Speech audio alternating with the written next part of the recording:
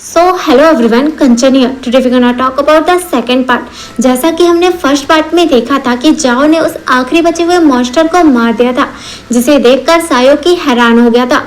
अब आगे और अब हम देखते हैं कि सायोकी वहां से चला जाता है। फिर सीन चेंज होता है और हम एक चर्च का सीन देखते हैं जहां पर कुछ गॉड्स की मूर्तियां थी। वहां एक इंसान आता है और सभी को बताता है कि एजेंट ऑफ गॉड आ चुका है, जिस पर सभी लोग कहते हैं फिर इंतजार किस बात का है, तुम्हें उसे लाना होगा और कोशिश करना कि तुम उसे जिंदा ला पाओ। फिर हम एक इंसान को देखते हैं जो कि ट्रक चला रहा होता है, जिसके ट्रक में बहुत सारे मॉन्स्टर थे। वहीं दूसरी तरफ सायोकी भी अपने घर आ गया था, जहां उसका भाई उससे पूछता है कि अभी तक तुम कहाँ थे, जिस पर सायोकी उसे कहता है कि मैं ट्रैफिक में फंस गया था। ये कहकर वो अपने रूम में सोने चले जाता है और सोने के बाद वो अपने सपने में वापस से पहुंच जाता है, जहां उसे वही बिल्डिंग दिखाई देती है जिसमें हाउस ऑफ गॉड लिखा था।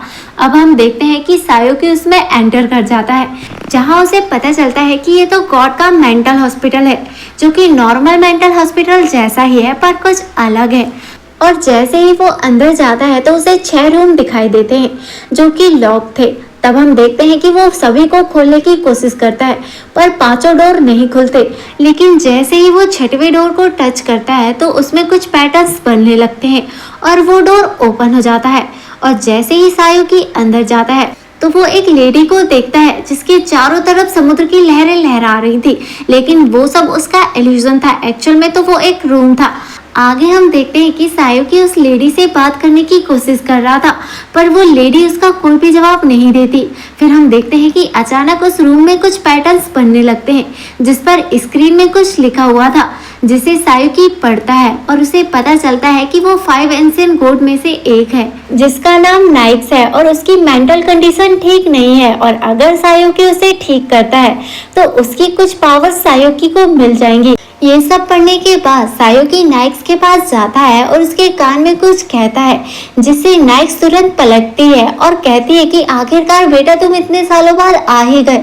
जिसके बाद वो उसके तरफ पढ़ने लगती है, लेकिन वो उसके पीछे रखे फ्लावर पॉट को गले लगाकर कुछ कुछ बड़बड़ाने लगती है, जिससे सायोकी समझ जाता है कि नाइक्स की दिमागी हालत ठीक नहीं है। सीन चेंज होता है और हम जाओ को देखते हैं, जिसके टीम के मेंबर उससे कह रहे थे कि तुम उस लड़के को कैसे जाने दे सकते हो जिसके पास गॉड ऑफ एंजल की पावर है, जिस पर जाओ कहता है कि जल्दी मैं उसे ढूंढ लूंगा। सीन चेंज होता है और हमें अगली सुबह का सीन दिखाया जाता है, जहां हम जाओ को देखते हैं जो सायोकी के स्कूल के बाहर खड़ा होकर उसे ढूंढ रहा था, लेकिन काफी कोशिश करने के बाद भी वो उसे नहीं ढूंढ पाता।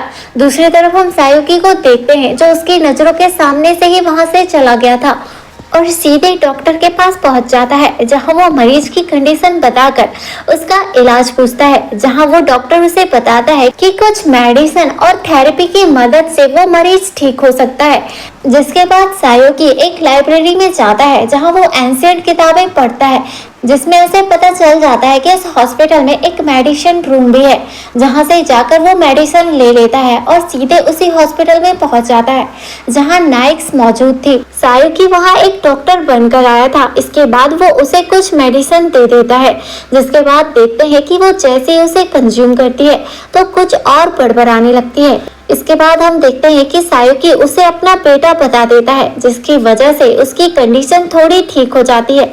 दूसरी तरफ हम जाओ को देखते हैं जो सायोकी के स्कूल पे नजर गड़ाए बैठा था और उसे डेली ढूंढने की कोशिश कर रहा था।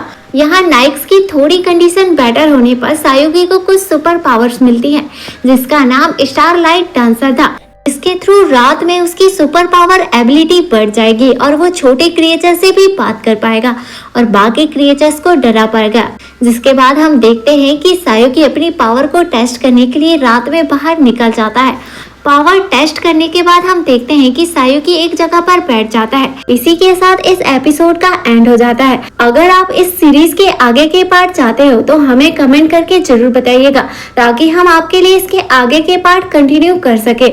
और अगर आपको ये एक्सप्लेनेशन पसंद आया तो वीडियो को लाइक और चैनल को सब्सक्राइब करके हमारा मोटिवेशन लेवल जरूर बढ़ाइएगा।